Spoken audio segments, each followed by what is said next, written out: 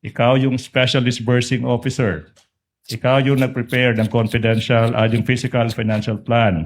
Hindi mo masabi kung empleyado ba. Hindi mo masagot-sagot yung napakasimpleng tanong kung empleyado ba si Colonel La Chica.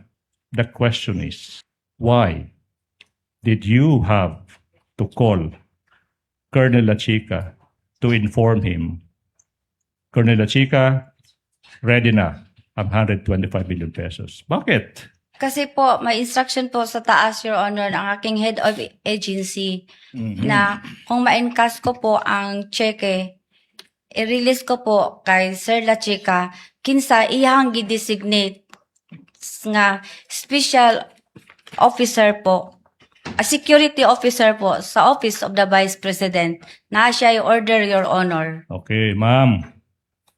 Sabi mo, tinawagan mo si Colonel La Chica kasi yun yung utos ng head of agency. Siguro sa ating mga kababayan na hindi alam, sino ba?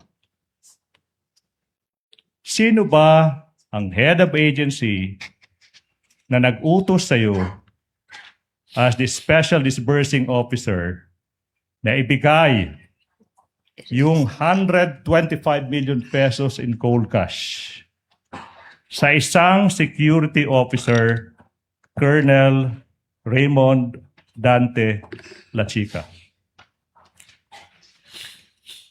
Ang nag-utos po sa akin na i-release ang pera na 125M sa security officer na si Colonel La Chica ay si Ma'am Sara Duterte.